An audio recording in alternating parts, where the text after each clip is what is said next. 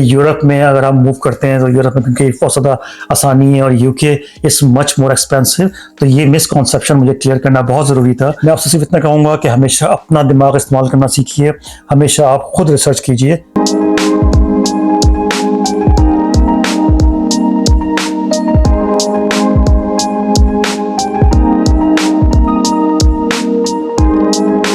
एक बहुत बड़ा मिसकॉन्सेप्शन ये है कि यूके में living cost is much more higher than any other country of Europe. और यूरोप में जो है आपको वहाँ पे सर्वाइव करना आसान है, वहाँ पे लिविंग कॉस्ट कंपैरेटिवली कम है।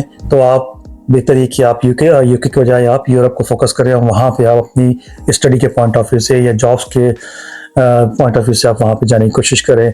ये एक बहुत बड़ा मिसकॉन्सेप्शन है। I will talk to you about the comparison of UK living cost to major countries of Europe. कि किस तरीके से आप जो है वो कंपेयर करके आप ये बात बड़े अच्छी तरीके से आप एनालाइज कर सकते हैं कि यूके में इस वक्त भी, हालांकि इन्फ्लेशन हाई है, डे बाय डे एक्सपेंसेस बढ़ रहे हैं, लेकिन living cost is still low as compare to major countries of Europe like Spain, France, Germany और नेदरलैंड। देखिए, अगर आप कंपेयर करते हैं मेजर कंट्रीज ऑफ यूरोप को तो आप लंदन से कंपेयर मत करें, क्योंकि किसी भी कंट्री में जो मेजर कॉस्ट होती है लिविंग की, वो उसकी एकोमोडेशन होती है। वहाँ पे आप अपने रहने के लिए कितना पे कर रहे हैं, वहाँ के आप अगर आप रेंट पे रहते हैं या घर अगर आप परचेज करने की कोशिश करते हैं तो आपके पास जो है वो कितना बजट बनता है हाउस रेंट का या हाउस परचेजिंग का। तो अगर आप कंपेयर करते हैं लंदन से, तो honestly London is too expensive. London की एकोमोडेशन के प्राइस बाकी यूके के पार्ट से क्यों डिफरेंट है? क्योंकि वो एक सेंट्रल हब है, यूँ समझें कि पूरी दुनिया का बिजनेस वहाँ पे आता है और जाहिर है वहाँ पे बहुत रश है और plus it's highly thickly populated. तो वहाँ पे पूरी दुनिया से क्योंकि लोग मूव करते हैं और उसके साथ साथ उसकी एकोमोडेशन के प्राइस जो है वो they are much more higher than any other part of UK. जब मैं यूके कहता हूँ it means I am talking about Scotland, Wales, Northern Ireland and England. तो ये जो के चार इसके मेजर पार्ट्स हैं यूनाइटेड किंगडम के।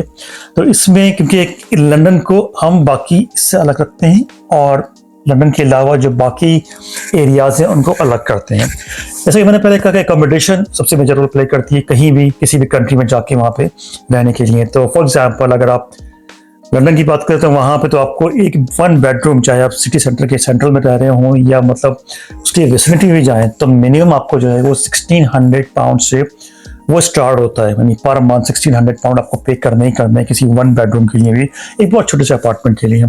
लेकिन आपको इसी प्राइस में आपको नॉर्थ इंग्लैंड में, स्कॉटलैंड में या वेल्स में आपको बहुत ही रीजनेबल 3 बेडरूम डिटैच हाउस मिल जाता है रेंट पे, जिसमें आप अपनी फैमिली के साथ सुकून से रह सकते हैं।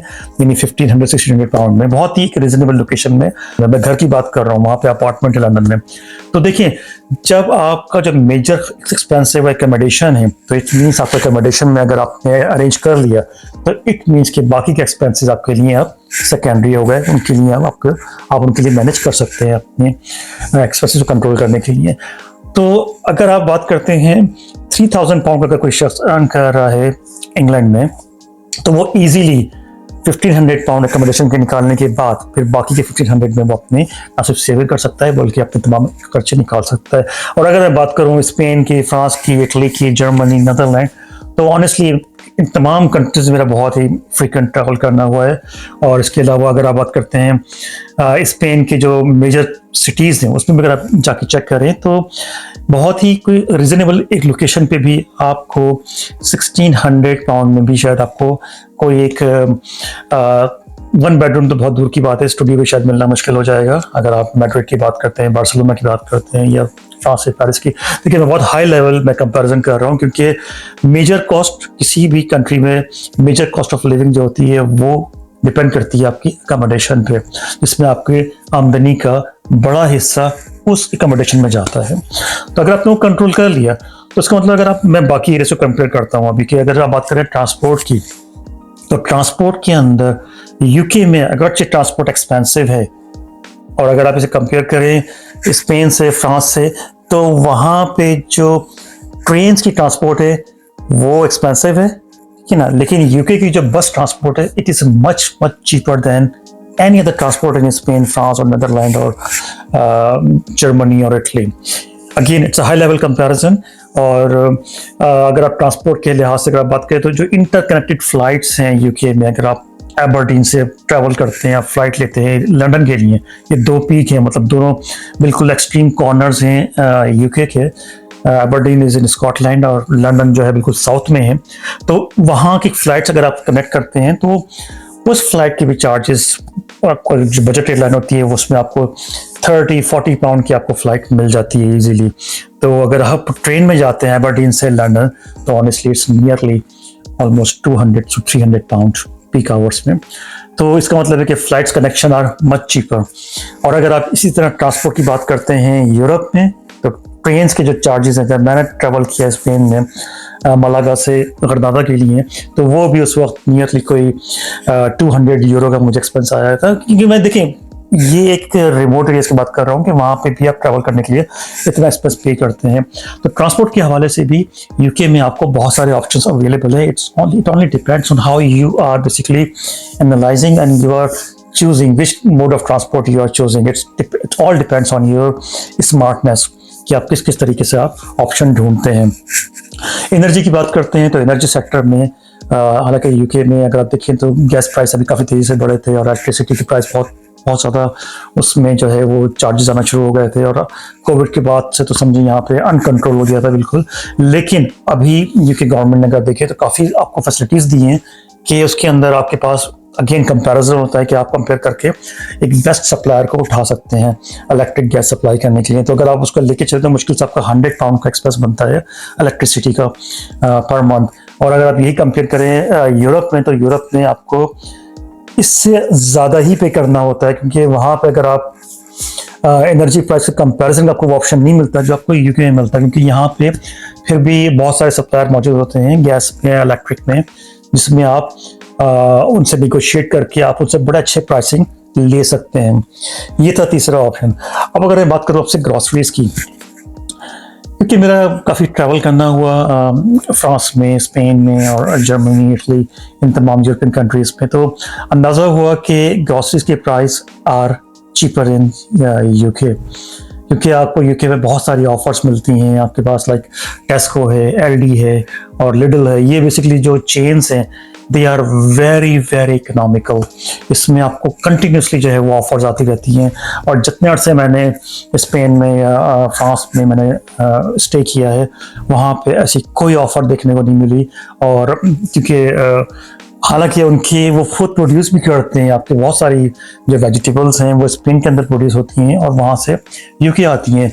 लेकिन यहाँ पे आने के बाद भी यूके में इतना कंपटीशन होता है कि उनको प्राइसिंग बहुत रीजनेबल रखनी होती है, क्योंकि the good thing is it's all uncontrolled, यानी कि हर लिहाज से कंट्रोल किया जाता है। तमाम जितनी भी होती हैं प्राइसिंग तमाम डेली यूजेज की।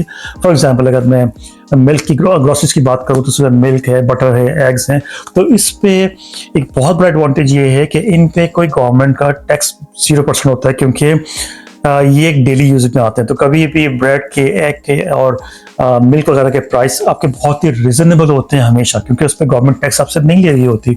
गवर्नमेंट आपसे टैक्स ले रही होती है बाकी तमाम दूसरे आइटम्स में जो VAT होता है, वैट जिसको बोलते हैं, लाइक 15 से 20%, वो तमाम लग्जरी आइटम्स पे जाते हैं। बेसिक यूज के आइटम में ये बहुत ही कम होते हैं।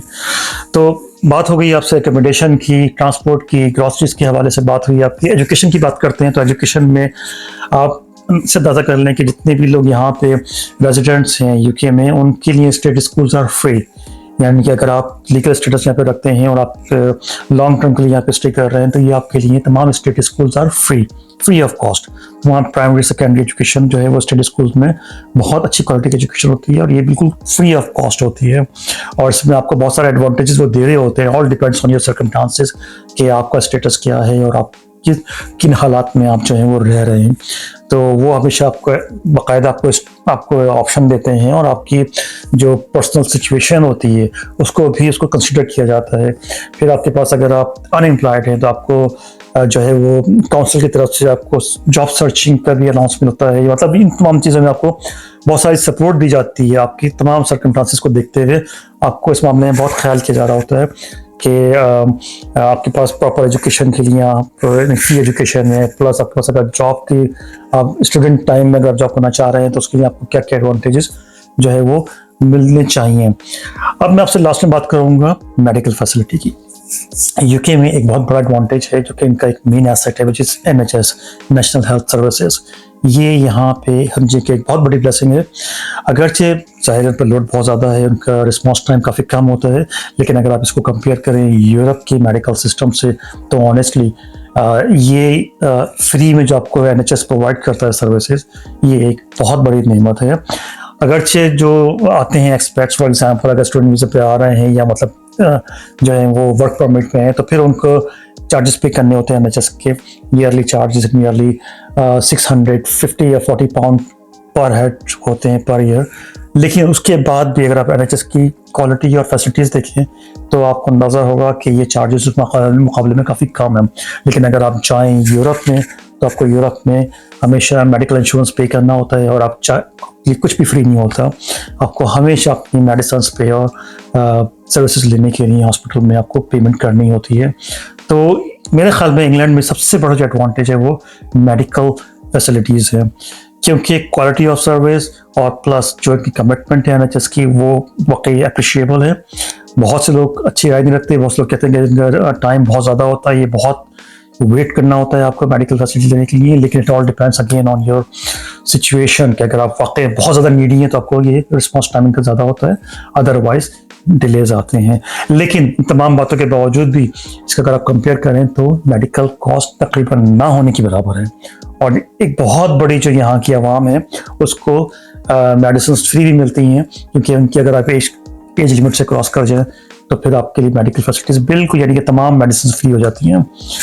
इसके साथ साथ यानी कि अगर आप नीडी हैं और आपके पास यानी कि आपकी एज जो है वो क्रॉस कर गई है, 60 प्लस हो गई आप, तो फिर आपको ये तमाम कंसेशन होते हैं तमाम ट्रांसपोर्ट के अंदर, और हर जगह पर कंसेशन मिलती है। तो ये था मेरा शॉर्ट कंपैरिजन, क्योंकि मुझसे अक्सर क्वेश्चन ये पूछा जा रहा था कि यूरोप में अगर आप मूव करते हैं तो यूरोप में क्योंकि बहुत ज़्यादा आसानी है और UK is much more expensive, तो ये मिसकॉन्सेप्शन मुझे क्लियर करना बहुत ज़रूरी था अपने व्लॉग्स में कि रियलिटीज़ के बारे में। तो आप हमेशा खुद जज कीजिए रियलिटीज़ को। जो चल रहा होती है, एक भीड़ चाल चल रही होती है और लोग बातें कर रहे होते हैं बिल्कुल कि जनाब वीडियोस में कि यहाँ पे तो आके हम पार हो गए और हम बर्बाद हो गए और हमें तो बड़े मसले हैं और एक्सपेंसेस बहुत ज़्यादा हो गए हैं। तो लेकिन अगर आप उनकी बाकी वीडियोज़ देखें आपको अंदाज़ा होगा कि अगली वीडियोज़ में फिर वो कह रहे होते हैं कि नहीं जी यहाँ पे तो आपको अर्निंग बहुत मतलब रीज़नेबल है और लिविंग और जो कॉस्ट ऑफ लिविंग है वो कम है और प्लस जो स्टैंडर्ड ऑफ लिविंग है वो बहुत हाई है। खैर, मैं आपसे सिर्फ इतना कहूँगा कि हमेशा अपना दिमाग इस्तेमाल करना सीखिए, हमेशा आप खुद रिसर्च कीजिए, तो ये आपको हमेशा फ़ायदेमंद साबित होगा। तो बहुत ख्याल रखिएगा। Thank you so much.